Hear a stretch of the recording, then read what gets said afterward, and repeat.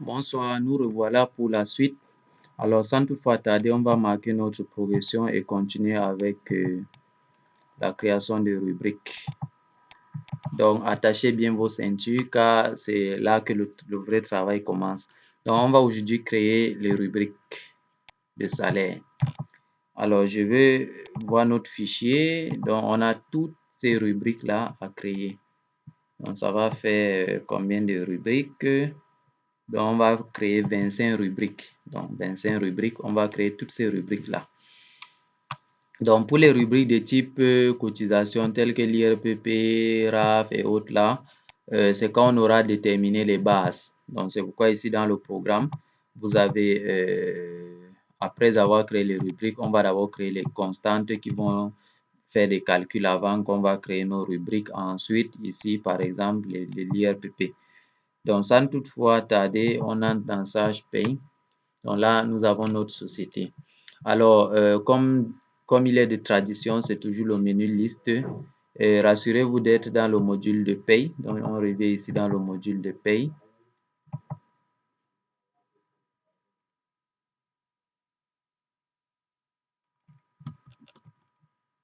Ok, donc la liste et on a le module de paye qui est actif.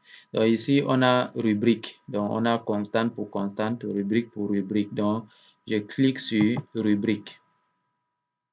Donc, pour le moment, c'est vide. Donc, ce qu'on va essayer de faire, on va faire comme ce qu'on a eu à faire dans la gestion des carrières.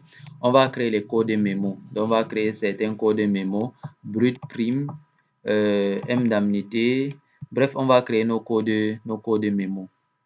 Donc, sans toutefois tarder, je vais faire fichier, paramètres de paye, bien sûr. C'est dans format,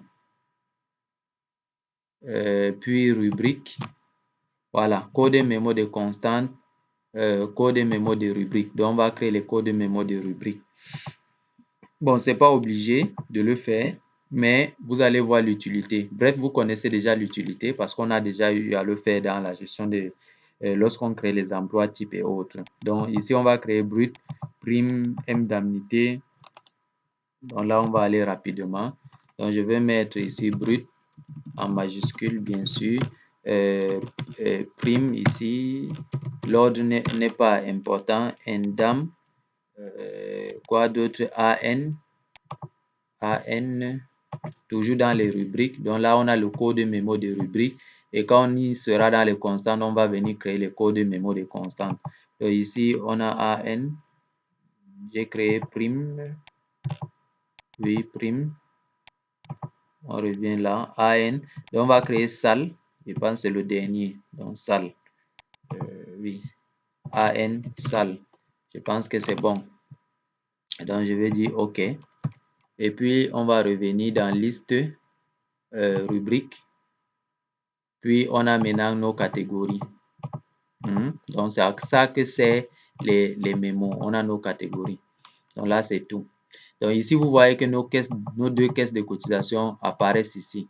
Donc quand on va affecter par exemple une retenue au MINFI, quand on va cliquer ici, on verra rien que les retenues affectées au MINFI et là on verra les retenues affectées à la CNPS.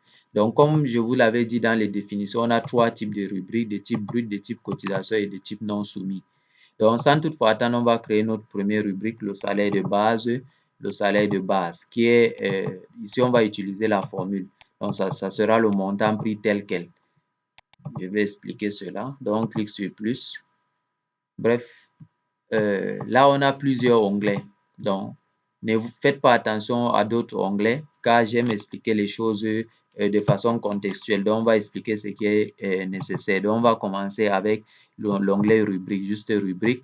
Ensuite, on verra l'onglet éléments constitutifs. Mais pour le moment, on est sur l'onglet rubrique. Maintenant, dans l'onglet de rubrique, on aura la possibilité de définir quel est le type de rubrique. Là, vous avez brut, cotisation, non soumis. Vous connaissez déjà l'essentiel de ces types-là. Donc, on va mettre brut. Numéro d'ordre, on va laisser. Insérer après, on va laisser. Le code, ici, notre brut avec quel code? Le code 1. Le salaire de base, c'est le code 1. Le reste, 10, 11, 12, et ainsi de suite. Donc, ici, on va dire code fermé, non, quitter, voilà.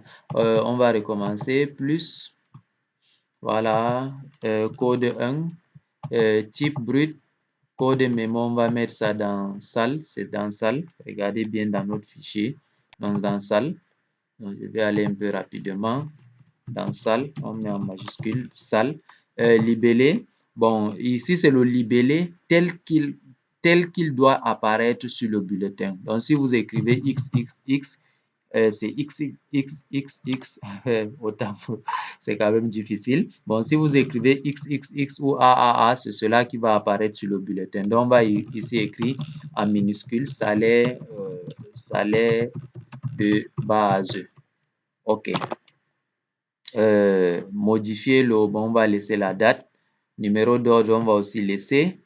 Donc, propriété, donc on va définir quelques propriétés. Oui, la rubrique est si on souhaite par exemple que la rubrique n'apparaisse plus, on pouvait décocher, on peut par exemple décocher ça. Imprimable, là aussi c'est important. Donc on a toujours, ça veut dire que même si la rubrique n'est pas renseignée, ça veut dire que même si on met 0, il sera imprimé. Par défaut, c'est si non nul, ça veut dire que s'il n'y a pas de valeur, la rubrique ne sera pas imprimée sur le bulletin. Par exemple, si on revient sur le bulletin, si le salaire de base c'est 0, alors la ligne salaire de base ne va pas apparaître. On est d'accord? Nous, par exemple, c'est ça qu'on choisit. Donc, si non nul, ça n'apparaît pas. Donc, s'il n'y a rien, ça n'apparaît pas. Vous pouvez choisir ce qui vous correspond, ce qui vous arrange. Donc, salaire de base, je vais dire salaire de base mensuel. Je pense qu'on va laisser. Mois de clôture, fin d'année, on va laisser. Bon, élément constitutif. Donc, quel est l'élément, de quoi est constituée cette rubrique-là? D'une formule qui est le montant pris tel quel. Montant pris tel quel parce que nous avons un salaire mensuel, un salaire de base mensuel forfaitaire. Donc, on va mettre le montant qu'on veut. Donc, pour chaque salarié, on va mettre son montant. Par exemple, pour les gens qui ont les salaires de base horaires, c'est-à-dire en fonction du nombre d'heures que tu fais au travail, tu peux venir faire 3 heures, on te paye 1000 francs par heure, ça te fait 3000. Là, vous pouvez prendre par exemple nombre fois base. Là, ça fera le salaire horaire. Mais bon, là, vous pouvez utiliser par exemple les natures d'événements pour gérer ces cas de figure-là. Mais n'allons pas, ne compliquons pas, prenons montant prix tel quel parce que généralement le salaire de base est forfaitaire. OK, ici, vous avez la part salariale, c'est-à-dire ce qui revient aux salariés. Ici, le montant, c'est un gain ou une retenue, d'où cette colonne-là. Donc, cette colonne plutôt que j'ai prévue. Donc, quand c'est un élément qui est un gain pour le salarié, on mettra le montant comme gain. Donc, ici, j'explique bien parce que c'est la première rubrique qu'on crée. Donc, c'est un gain. Ici, c'est la part salariale, c'est-à-dire qu'elle revient au salarié. Donc, c'est un gain pour le salarié. Il y aura des rubriques lorsqu'elles sont, par exemple, de type cotisation. Quels sont des types cotisation? Ici, nous allons voir qu'il y aura la part salariale et la part patronale. Donc, c'est parce que le type de rubrique est ici de type brut. C'est pourquoi dans élément constitutif, nous n'avons que la part salariale. Alors ici, le report est très important parce que d'un mois à un autre, vous souhaitez donner par exemple les mêmes salaires de base ou bien les mêmes éléments de salaire. Si vous laissez décocher comme ça veut dire le mois prochain, vous allez encore remplir le salaire de base. C'est la même chose pour l'indemnité de transport, par exemple, ou les autres rubriques. Si vous ne cochez pas report, ça veut dire que pour chaque mois, vous allez devoir réécrire le montant. Imaginez par exemple que vous donnez l'indemnité de transport de 20 000 chaque mois. Donc, il est nécessaire de cliquer sur report, de cocher report pour ne pas avoir à reporter les 20 000 francs chaque mois là. Là, ces 20 000 francs seront automatiquement reportés de mois en mois. Impression, ça veut dire que l'élément sera imprimé et saisi, l'élément peut être saisi. Ensuite, ici, édition d'un montant dans la monnaie d'équivalence. Là, si vous avez vous faites la gestion en devise, vous pouvez cocher pour avoir l'équivalent de ce montant-là. sur la monnaie d'équivalence. Donc, pour nous, c'est tout ce qu'on a à faire. Plus tard, on verra qu'on peut utiliser, on peut insérer la rubrique dans le bulletin modèle à travers cet onglet-là. Et qu'on peut paramétrer aussi, je pense, les éléments comptables à travers l'onglet-ci. Ma machine a un peu planté, j'ai des programmes qui s'exécutent. Je vais essayer de les fermer, donc je vais mettre pause, je reviens. Bon, ok, ça a donné, il n'y a pas lieu de mettre pause. Donc, on revient. Donc, pour notre cas, on va utiliser juste rubrique et éléments constitutifs. Donc, je pense que c'est fini pour la création du salaire de base mensuel. Donc, on va mettre OK. Donc, quand on vient dans salle ici, on a notre salaire de base mensuel. Donc, d'où l'important de faire les codes mémo. Donc, on va voir la suite ici, salaire des heures supplémentaires à 120, à 130, à 140. Donc, on va rapidement créer ces rubriques-là. Donc, plus, c'est des rubriques de type brut. Donc, type brut toujours. Le code 10, mémo brut. Bon, même en minuscule, en tabula, il va mettre en majuscule. Ici, salaire des heures supplémentaires à 120%. Élément constitutif. Ici, ça sera nombre fois base fois taux, parce qu'on aura le nombre d'heures ici, la base de calcul des heures supplémentaires ici, le taux de 120 ici. Donc, je vais mettre par anticipation 120.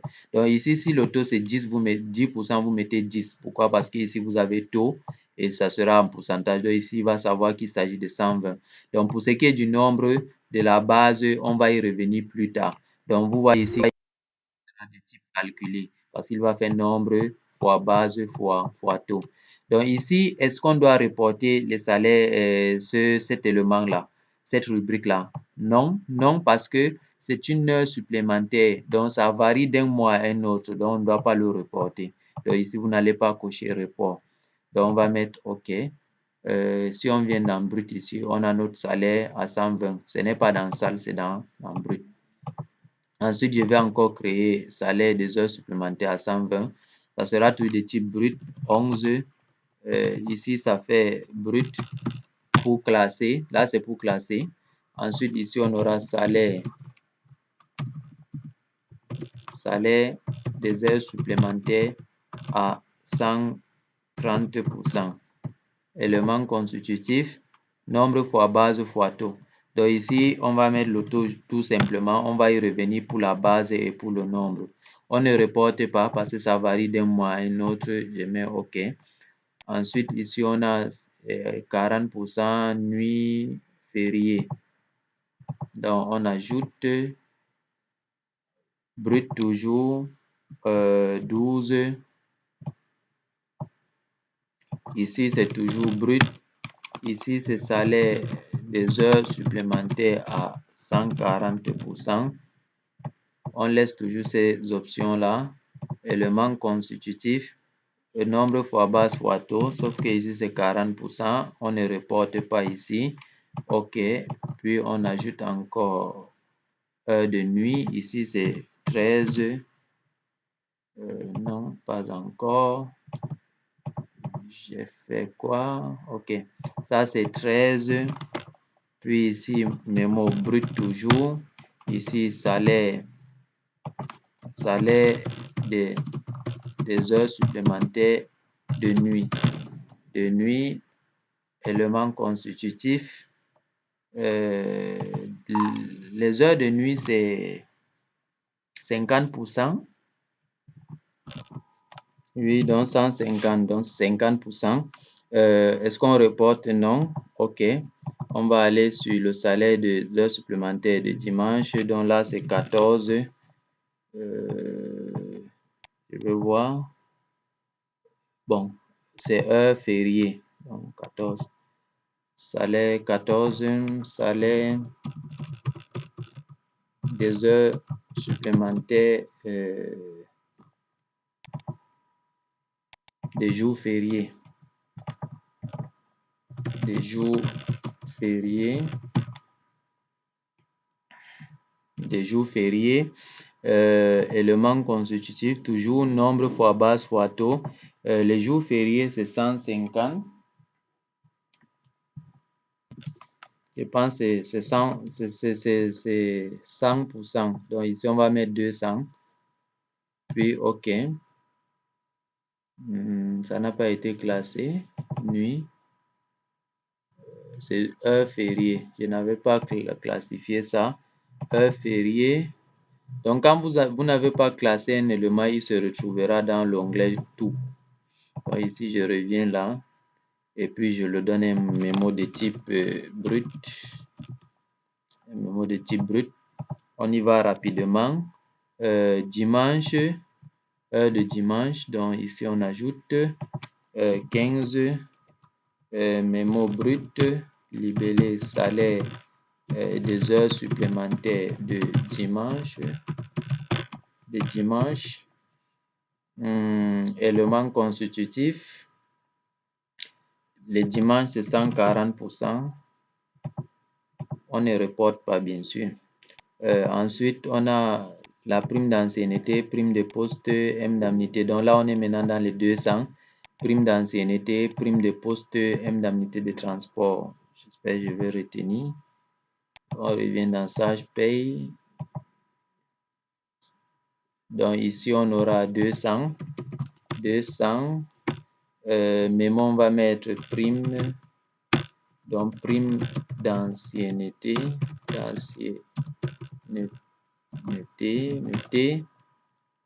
MP en majuscule, c'est mieux.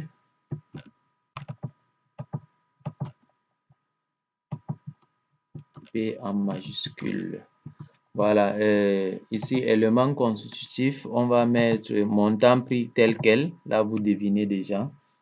Non, je pense que on va revenir sur la prime d'ancienneté. Ce n'est pas montant prix tel quel.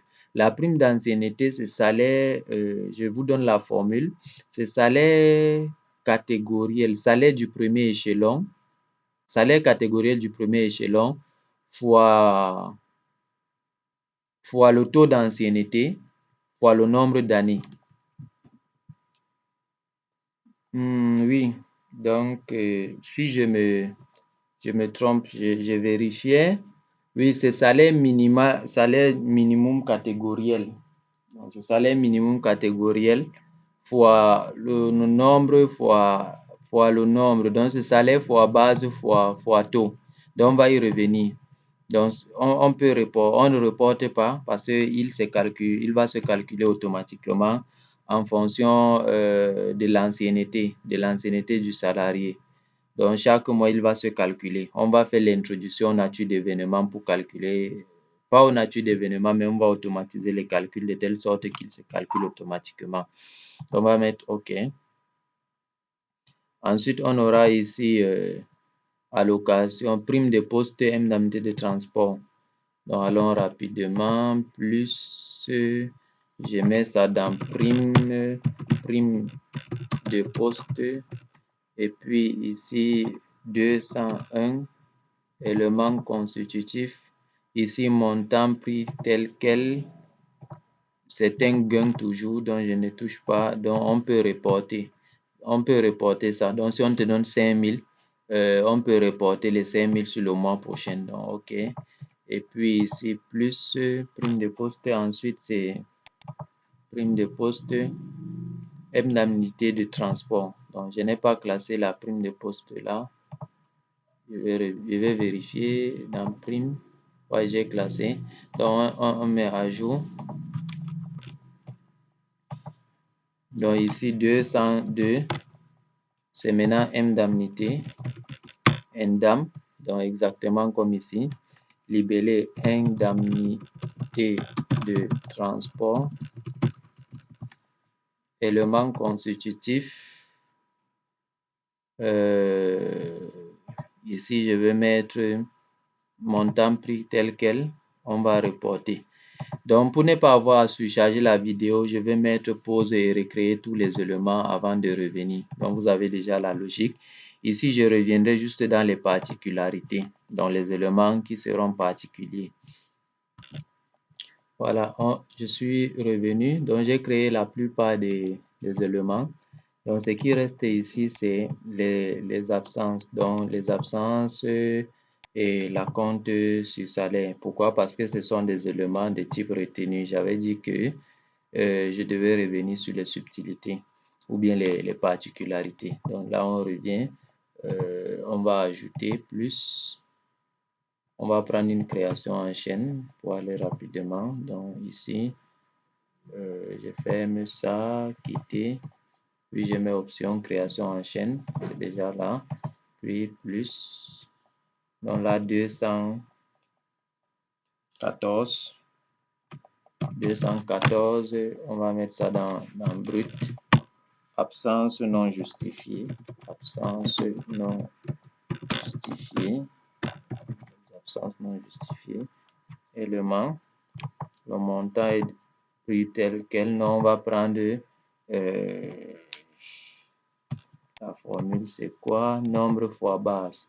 Donc, cette fois-ci, c'est le nombre d'absences que tu as fait, le nombre de jours d'absence que tu as fait ou le nombre d'heures d'absence que tu as fait fois le montant de chaque heure, donc fois le prix de l'heure. Donc, ici, ça sera une retenue. Donc, là, on va dire ici qu'on ne reporte pas. Pourquoi? Parce que c'est une absence. Donc, il peut être absent un mois et l'autre mois, il est présent. On va mettre OK. Ensuite, c'est absence, maladie ou accident du travail. Donc là, c'est 215, toujours dans brut. Absence, maladie, accident, accident de travail.